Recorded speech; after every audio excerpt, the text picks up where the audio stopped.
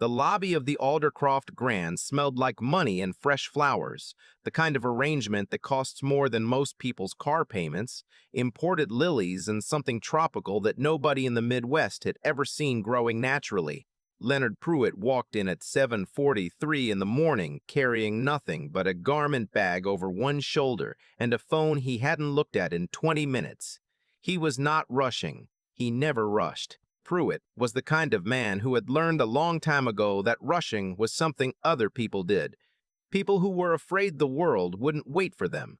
Pruitt had stopped being afraid of that somewhere around the time he turned 42. He was 51 now. He walked like someone who owned the floor he was standing on, which, as of 18 months ago, he partially did. The Aldercroft Grand was one of 4 hotels in the Whitmore Group's mid-size portfolio. Pruitt held a stake in 3 of them. None of that was visible on him this morning. He was wearing dark pants, a gray Henley, and the kind of shoes that looked unremarkable until you noticed the stitching, and most people didn't notice the stitching. His garment bag had his name on a small brass tag near the zipper. His watch was real, but not flashy. He had a face that had lived in it, the kind of face where you couldn't tell right away if the man was tired or just settled, if the lines around his eyes were worry or something else entirely. He crossed the lobby toward the front desk, and that was when Stanton moved. Gordon Stanton was the guest relations supervisor on the morning shift at the Aldercroft Grand. He had been working hotels for 11 years, and he had decided somewhere in that time that he was very good at reading people. He could tell in 4 seconds, he liked to say, whether a person belonged somewhere or didn't. He'd built a whole private philosophy around it. Luggage, shoes, posture, pace. He had a checklist he never wrote down but never forgot. Pruitt didn't have the right luggage. No rolling bag, no porter behind him. The garment bag was fine, but single-item arrivals at 7:43 on a Tuesday were usually vendors, delivery personnel, or contractors coming in through the wrong entrance. The gray Henley was not the problem. The problem, if Stanton had been honest with himself, was something he was not going to say out loud in this lobby or any other lobby, something he had wrapped in the language of professionalism and hotel standards until it didn't look like what it was. Stanton stepped out from behind the desk. "Sir." He didn't say it warmly. He said it the way you say it when you want someone to stop moving. "Can I help you find something?" Pruitt stopped. He looked at Stanton. He had seen this before, not this exact lobby, not this exact man, but this exact moment. The way a person positions themselves between you and where you're going as though they have the right to be a door. "I'm checking in," Pruitt said. Stanton tilted his head, just slightly. "Do you have a reservation?" "I do." "Under what name?" "Pruitt." "Leonard Pruitt." Stanton didn't move toward the desk. He stayed where he was, which was exactly close enough to be a wall without technically being one. "And you're checking in for how many nights?" "3. "I see." Stanton looked at the garment bag, looked back at Pruitt. "And the nature of your stay? Business or leisure?"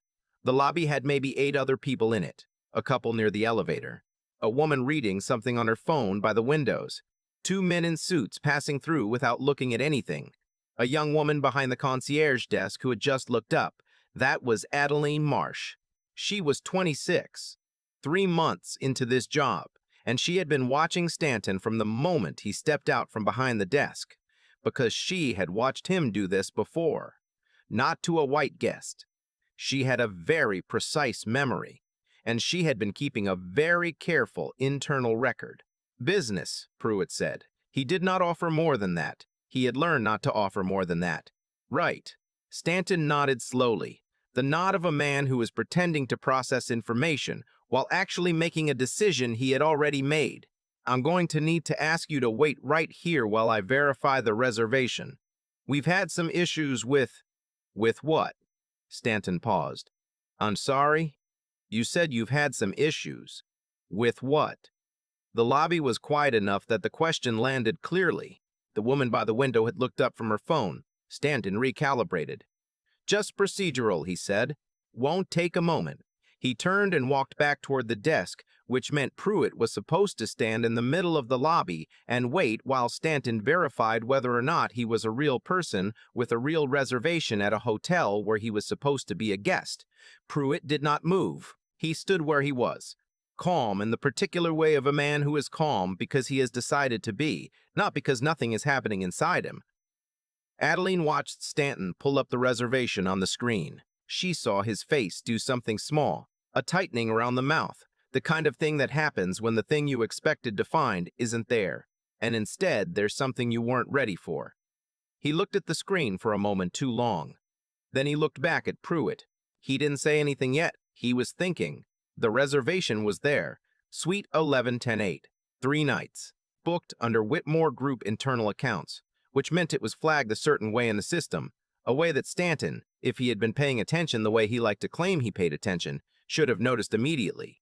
He had not noticed immediately. "Mr. Pruitt," Stanton said, and his voice had changed slightly, not apologetic. Stanton was not the kind of man who moved quickly toward apology, but the certainty was gone, replaced by something more careful. "The reservation is confirmed. However, our standard policy for suite-level check-ins before 9 a.m. requires additional verification. I'm going to need to see a credit card and a form of ID." Pruitt walked to the desk. He set the garment bag on the floor beside him, and he put both hands flat on the counter, and he looked at Stanton. "You didn't ask the gentleman who checked in before me for his ID," Pruitt said.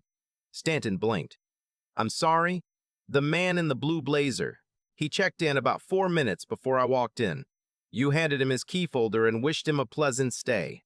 I watched from outside the doors." This was true. Adeline had also seen it. She was still at the concierge desk and she was not moving. "Our policies," Stanton started, "apply across, do they?" Pruitt said. It was not a question. A silence stretched across the desk between them. The couple near the elevator had paused their conversation. The 2 men in suits had stopped passing through. Stanton straightened. He had committed to a version of himself in this lobby, and he was not going to let one guest pull him out of it. "Mr. Pruitt, if you'd prefer to take this up with management, I would love to," Pruitt said. "Please call your manager." Another pause. Longer this time. Stanton had not expected that. People who said, "Please call your manager," were usually doing it as a threat they didn't want carried out. They were usually hoping the offer itself would change something, make the problem go away. They didn't usually mean it. "It's early," Stanton said. "The general manager isn't." "I didn't ask about the general manager. I said your manager, your direct supervisor, whoever's on duty above you right now. Please call them." Stanton picked up the desk phone. He called down to the operations office and said there was a guest situation at the front desk that required a supervisor. He used the word situation, which was a word he used to signal that the situation was the guest's fault. Everyone who worked there knew what that word meant in that context. What Stanton did not know was that the operations office had forwarded their early calls this week to the managing director's line, while the usual duty manager was out sick. And the managing director of the Aldercroft Grand was a woman named Bernadette Osei, who had been in hotel management for 23 years, and who had a very low tolerance for the particular kind of situation Stanton had just flagged.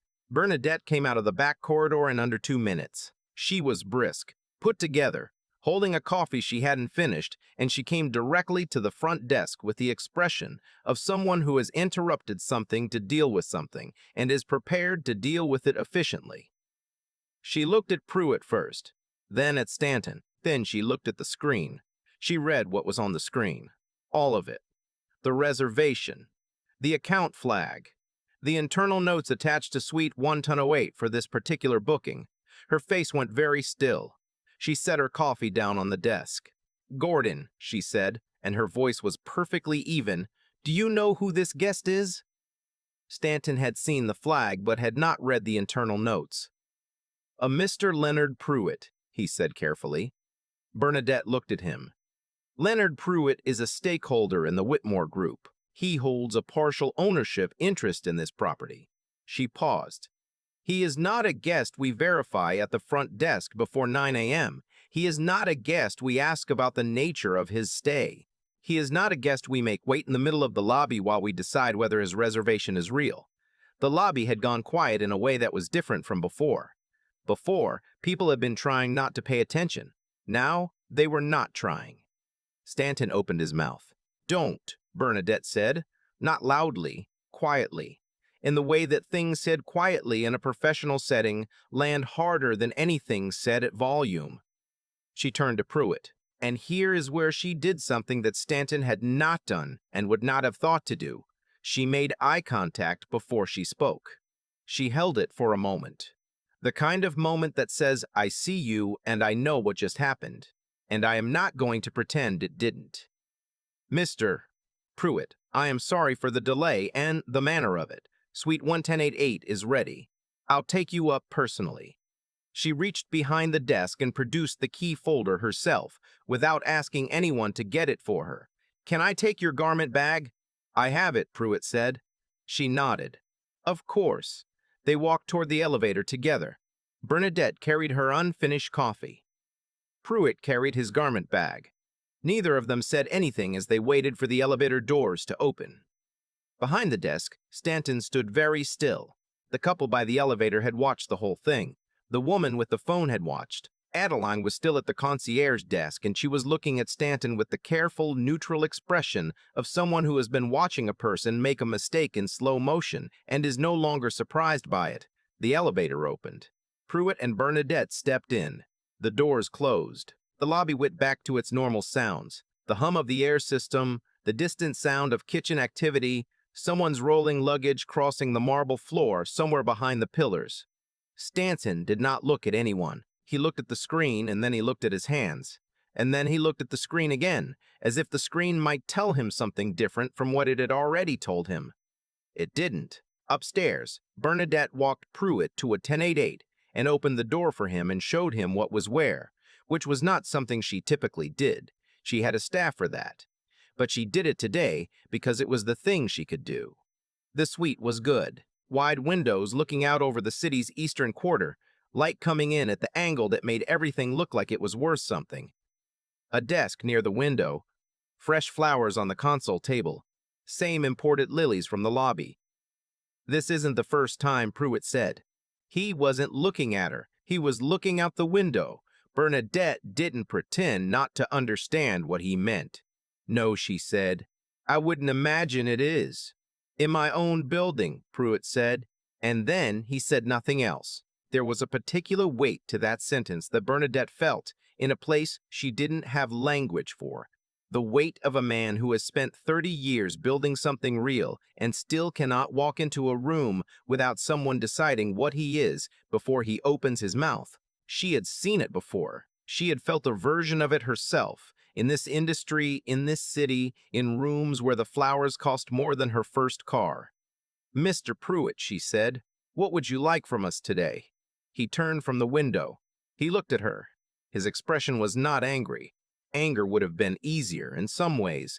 It was something older than anger, something that had been living in him long enough to have settled into stillness.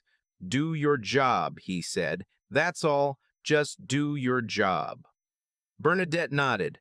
"Yes, sir." She left him there, in the good light, with his garment bag, and the city, and the lilies nobody had asked for. Downstairs, she walked back to the front desk, and she stood in front of Gordon Stanton, and she said, in the same quiet voice as before, "I need you to go to the back. Wait for me in the operations office. Bernadette, I want to explain. I know you do. Go wait." Stanton went. Adeline watched him walk away. She watched Bernadette straighten something on the desk that didn't need straightening. She watched the woman by the window finally go back to her phone. She watched the lobby return to itself. Then Adeline went back to her own work, which was logging the morning's inquiries and printing a copy of the day's arrival list. She did this without comment. She did it carefully and completely. She had a record of her own to keep, and she kept it. The review came in 4 days later.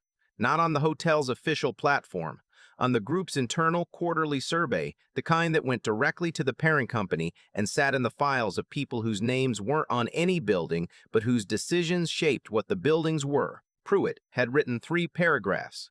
They were not inflammatory. They were not dramatic. They were precise.